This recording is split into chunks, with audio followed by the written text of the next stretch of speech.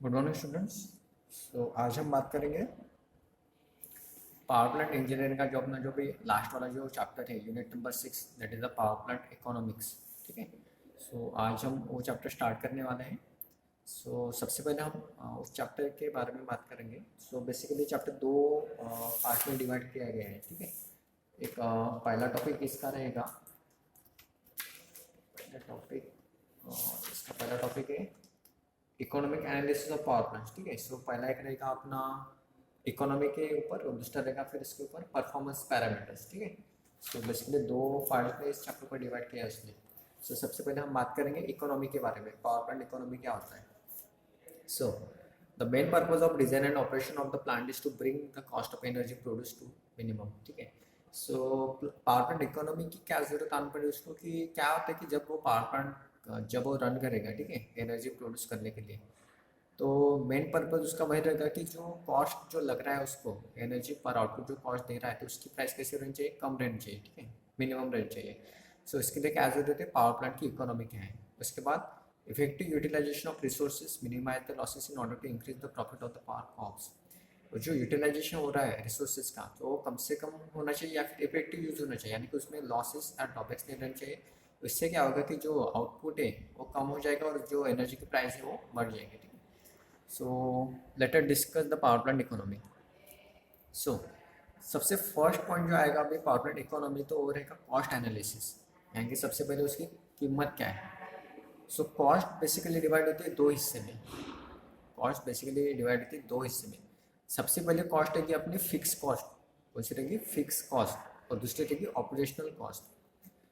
Fix cost मतलब क्या आता है कि जो कॉस्ट अभी फिक्स रहेगी वो वैरी नहीं होने वाले। ठीक है। जो एक बार हमने लगा दी वो अभी वैरी नहीं होगी, वो फिक्स रहेगी।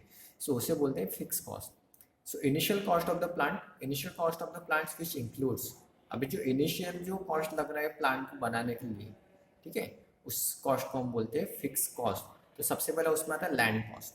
लैंड यानी कि जो ज़मीन जो हम लेने वाले हैं पावर प्लांट बनाने के लिए, सो वो कॉस्ट है यानी कि लैंड कॉस्ट। ठीक है। लैंड कॉस्ट बेसिकली क्या होती है कि जो अगर सिटी के अगर बाहर हम एरिया कुछ लेते हैं, लैंड लेते हैं, तो उसकी प्राइस ज़्यादा रहती है एज़ कम्पेयर टू सिटी के अंदर। ठीक है। क्योंकि पावर प्लांट कहाँ रहना चाहिए, सिटी के बाहर रहना चाहिए, तो वहाँ पे जो कॉस्ट रहती है वो कैसी रहती है, बहुत ही हाई रहती है। ठीक है।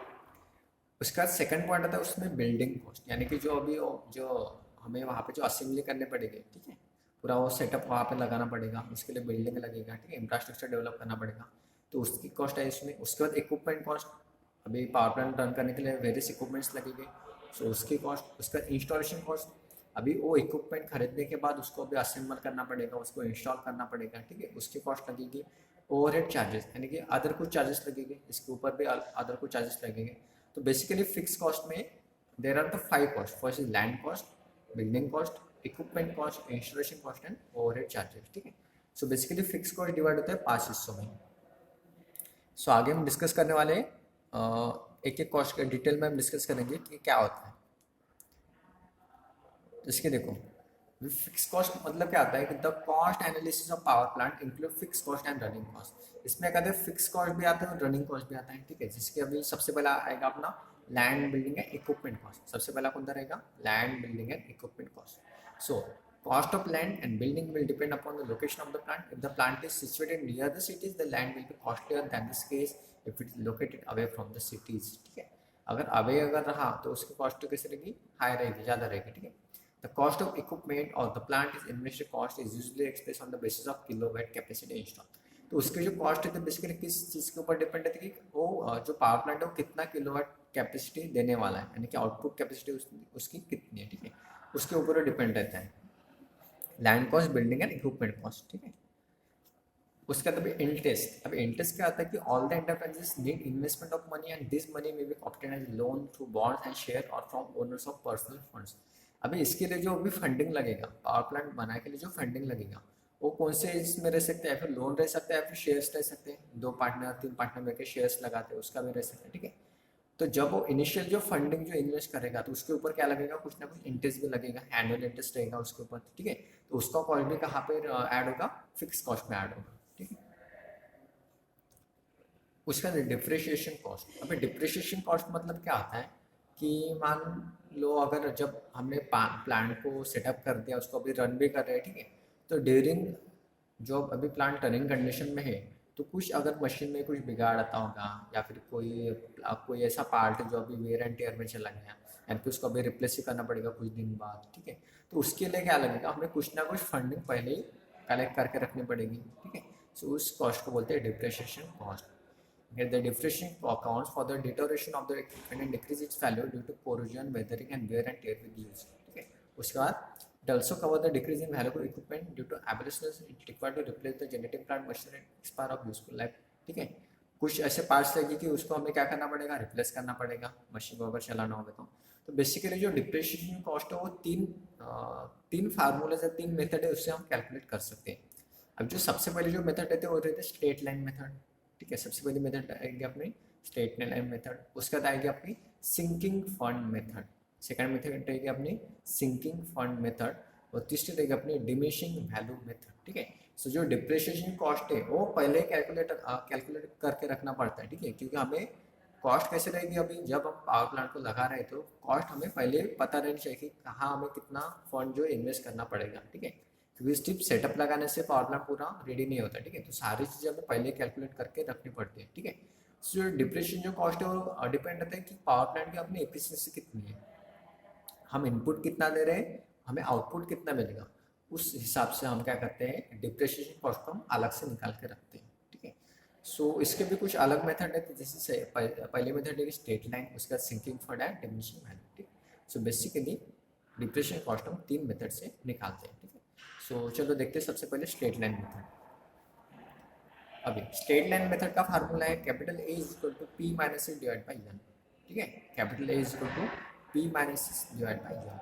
अभी पी मतलब कहते हैं कि इनिशियल कॉस्ट ऑफ प्लांट, मतलब प्लांट की अभी इनिशियल कॉस्ट कितनी है, ठीक है।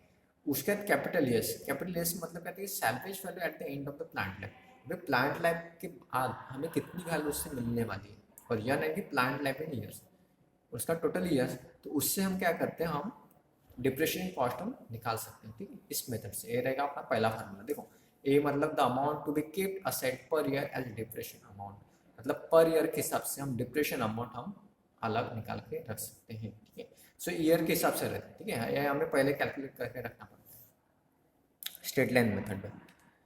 उसके बाद सेकंड मेथड है सिंकिंग फंड मेथड, ठीक है। सेकंड मेथड है सिंकिंग फंड मेथड। इसमें देखते हैं इसमें क्या आता है, in this method the amount set aside per year consist of annual installations and the interest are on all installments. तो इसमें क्या करते हैं, हम डायरेक्टली अलग से पैसा निकाल के रख देते हैं, एनुअली जितना रहेगा उतना पैसा हम पहले से ही निकाल के रख देते हैं, ठीक है। इसमें कुछ फार्मूला की जरूरत नहीं रहती, सीधा हम एक अमाउंट को हम फिक्स करते हैं और उतने अमाउंट हम निकाल के रख देते हैं, ठीक है। उसके बाद डिमिनिशिंग वैल्यू मेथड, ठीक है, अभी थर्ड है डिमिनिशिंग वैल्यू मेथड। तो उसके क्या बोलते हैं, इन this method the deterioration in value of equipment from year two year is taken into account and the amount of depreciation calculate upon actual residual value for each year, it दस reduce for successive years. इसमें क्या करते हैं हम क्या करते हैं, yearly देखते हैं कि जो हमें पार्ट लगने वाला है, ठीक है, अभी हमें पता चलेगा कि कौन सा पार्ट ही हमें रिप्लेस करना पड़ता है, ठीक है, तो उसकी कॉस्ट पर ईयर कितनी रहेगी, और उस हिसाब से हम पैसे तब निकालेंगे, ठीक है। यानी कि हम उसके लिए पहले से पूरी तैयार करके ना रखेंगे, एज पर जो पार्ट हमें लगेगा उसकी प्राइस हम तब निकालेंगे, ठीक है। तो उसको बोलते हैं डिमिनिशिंग वैल्यू मेथड। तो बेसिकली तीन मेथड रहेगी, सबसे पहले रहेगी straight line method, sinking fund method and diminishing value method, ठीक है। सो यहाँ तक हमने देखा था फिक्स कॉस्ट के लैंड कॉस्ट, सबसे पहला land building and equipment cost, ठीक है। उसके बाद हमने देखा इंटरेस्ट, उसके बाद देखा हमने डिप्रिशिएशन कॉस्ट। इसके तीन मेथड है, straight line method, sinking fund method and diminishing value method, ठीक है।